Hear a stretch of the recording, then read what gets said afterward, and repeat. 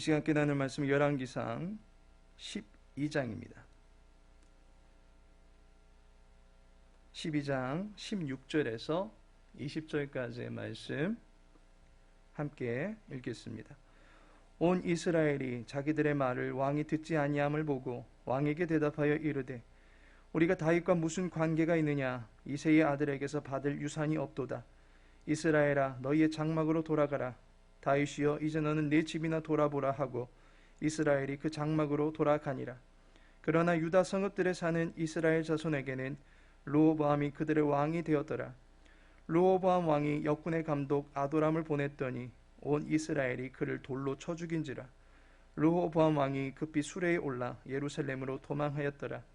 이에 이스라엘이 다윗의 집을 배반하여 오늘까지 이르렀더라.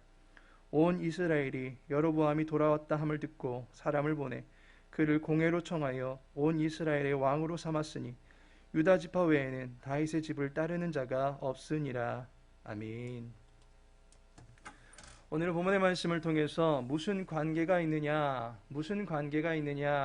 제목으로 함께 말씀 나누고자 합니다. 기대가 컸는데 만족이 되어지지 않을 때 실망은 커지는 법입니다. 이스라엘 백성들은 새로운 지도자인 르호보암 왕에게 선정을 베풀어 줄 것을 기대하였습니다. 그들이 기대할 수 있었던 정책은 왕의 직위에 있는 사람만이 펼칠 수 있는 정책이다 보니까 이제 새로운 왕이 등극이 되어서 그에게 걸었던 기대감이 컸던 것이 사실입니다. 3일간을 기다리며 키워왔던 이스라엘 백성들의 기대감은 르호보암 왕의 말에 첫마디 말에 무너지고 말았습니다. 13절을 보시면 포악한 말로 대답하였다라고 말하고 있습니다. 그런데 7절을 보시면 원로 자문단은 르호보암 왕에게 좋은 말로 이스라엘 백성들에게 대답해 주라라고 가르쳐 주었습니다. 르호보암 왕은 이러한 원로들의 가르침은 완전히 배제하고 젊은 친구들의 과격한 지도를 따라서 이스라엘 백성들을 냉정하고도 무섭게 대하였습니다. 그런데 그 일이 그만 화근이 되고 만 것입니다. 기대감이 무너진 이스라엘 백성들은 더 이상 르호보암 왕에게서 기대할 것은 없다라고 하면서 매몰차게 마음을 돌려버립니다. 그리고 이제는 서로 남남이 되기로 선택하고 각자의 길을 가기로 했던 것입니다. 16절 말미에 보니까 이제 너는 네 집이나 돌아보라 하고 이스라엘이 그 장막으로 돌아가니라 라고 말씀하고 있습니다. 매몰차게 등지고 떠나버립니다. 르호보암 왕의 통치 영역에서 벗어나서 별도의 공동체로 살아가겠다라고 표명한 것입니다. 한마디로 결별 선언을 한 것입니다. 문제는 르호보암이 지금 이들의 말이 무슨 말인지를 이해하지 못하는 듯한 대응을 하고 있다라는 점입니다. 18절에 보시면 르호보암 왕이 역군의 감독 아도람을 보냈더니 라고 말씀합니다. 이스라엘 백성들에게 감독관을 보내게 됩니다. 지금 이스라엘 백성들은 자신들을 철권 통치로 엄하게 다스리겠다라고 했던 르호보암 왕을 향해서 결별 선언을 한 상황입니다. 고된 건축 노동으로 인해서 힘들어했던 민중들의 이러한 고초를 헤아려 주지 못하는 르호보암 왕에 대한 실망에서 비롯된 분노의 쿠데타를 일으킨 것입니다. 그러한 상황인데 감독 아도람을 이스라엘에게 보내서 자신의 의사를 전달하려 합니다.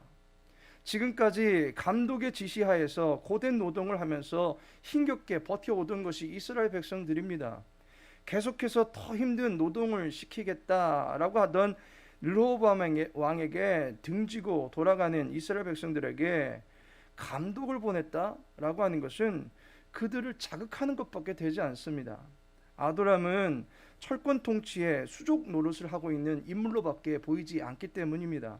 그러니 이스라엘 민족은 아도람을 돌로 쳐 죽여버립니다. 철권 통치로 나서려 했던 르호보암 왕에게 정면으로 도전한 격이 되는 것입니다. 군중의 폭도가 거세지면서 르호보암 왕은 그 자리를 떠나서 예루살렘 왕궁으로 몸을 피신하게 되는 것을 보게 됩니다. 하나님께서 사랑하시는 성도 여러분, 본문의 이야기를 통해서 우리가 나누고 싶은 주제는 관계라고 하는 주제입니다. 지금 당장 밖에 나가서 지나가는 사람들의 얼굴을 볼지라도 그들과 우리는 아무런 관계가 없음을 알게 될 것입니다. 심지어 출근길이나 등굣길에 매일 보는 사람인데도 그 사람과 아무런 관계가 없습니다. 붐비는 지하철 속에서 길이 밀리고 서로 눌리고 또 서로 부딪히는 그런 어려움을 당하고 있다 할지라도 바로 옆에 있는 그 사람과도 아무런 관계가 없는 것을 보게 됩니다. 관계는 곁에 있다고 해서 이루어지는 것이 아닙니다. 관계는 마음을 나누는 대화를 통해서 이루어지게 되는 것입니다. 혈육간에도 문을 닫고 들어가 버리는 그 자녀들의 그 모습을 볼 때에 아무리 혈육이라고 하더라도 부끄러울 정도의 삭막한 관계가 되어져 있는 것을 보게 됩니다.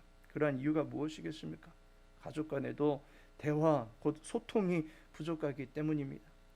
우리의 관계는 의사소통을 통해서 깊어지고 또한 확인할 수가 있게 되는 것입니다.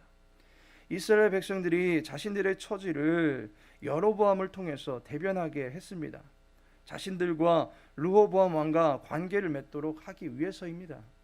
관계를 이어가기 위해서는 의사소통이 원활하게 이루어져야만 합니다. 이때 원로들은 이스라엘 민족이 당한 어려움과 입장을 충분히 고려했습니다. 왜냐하면 지금껏 그들과 함께 해왔던 경험이 있었기 때문입니다. 경험과 연륜에서 비롯된 원로들의 자문은 이스라엘 백성들의 어려움을 살펴주는 선정을 베풀라라는 것으로 르호보암 왕에게 가르쳐 주었습니다. 그러나 르호보암은 원활한 소통이 아니라 일방적인 고집을 펴게 되었습니다. 결국 둘 간의 관계를 깨뜨리고 많은 비극을 가져오게 된 것입니다. 원만한 관계를 구축하기 위한 소통을 하지 않으므로 타협점을 찾지 못하고 그나마 이어져 있던 관계마저도 끊어지게 되는 것을 보게 됩니다. 우리는 여기에서 하나님과 우리 사이에 끊어진 관계를 이어주셨던 예수님의 사역을 보게 됩니다.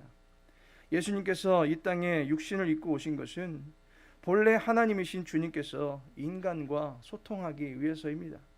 하나님의 말씀이 육신이 되었다라고 요한복음은 우리들에게 가르쳐주고 있습니다. 신의 음성이 보이는 육신이 되어서 인간 세상에 나타났습니다. 예수님은 이 땅에 오셔서 하나님의 나라를 가르치시는 일에 힘쓰셨습니다. 제자를 세우시고 그들을 가르치고 교훈해 주셨습니다. 계속해서 말씀으로 우리들과 소통하기 위하여 최선을 다하셨습니다. 예수님께서 십자가에 달리시던 때에는 다 이루었다. 곧 하나님께서 자신에게 허락하신 모든 명들을 다 이루었노라고 오직 말씀에만 매진하였던 삶을 사셨다라고 하는 것을 우리들에게 가르쳐 주었습니다. 하나님과 말씀으로 소통하셨고 우리들과도 말씀으로 소통하신 주님은 우리와 함께 하시는 하나님이시다라고 하는 영원한 관계를 이어가기 위해서 최선을 다하셨습니다. 그런데 우리는 그분의 말씀이 싫어서 귀를 닫아버렸습니다. 들리지 않으면 보라고 몸을 입고까지 오셨는데 우리는 눈까지 감아버렸습니다.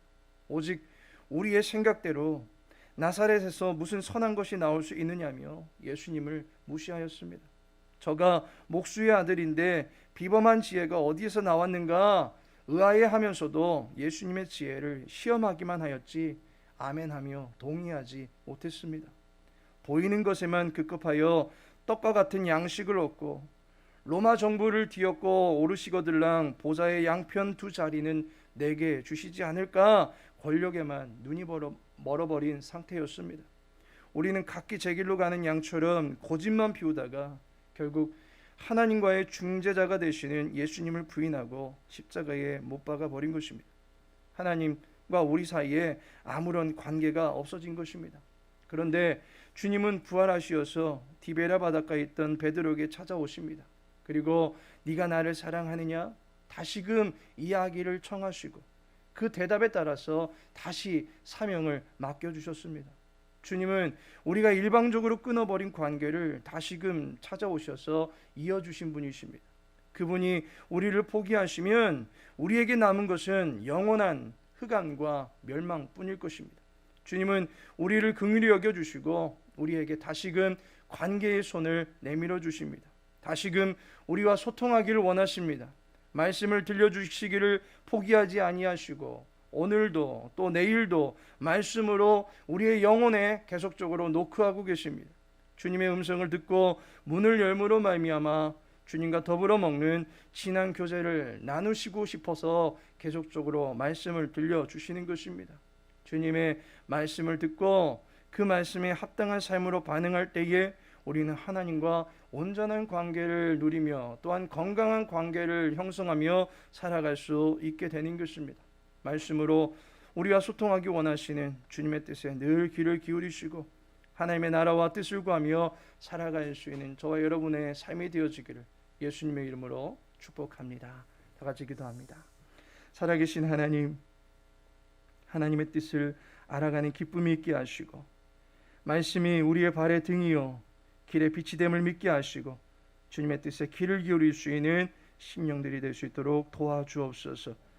성육신하시어서 말씀을 보여주신 주님, 주님의 사신 모습을 본받아서 살아갈 수 있도록 우리를 이끌어 주시옵소서. 우리의 자녀들이 주님의 품 안에서 거룩하게 자라가게 하시고 육체의 연약함 중에 있는 지체들의 형편을 긍휼히 여겨 주시옵소서. 각 가정마다 수고하고 무거운 짐들이 있을 때 주님께로 가지고 나오면 주 안에서 참된 쉼을 얻게 되는 은총들이 넘쳐나게 하여 주시옵소서. 오늘 하늘의 모든 삶을 주께 의탁하오며 예수님의 이름으로 기도합니다.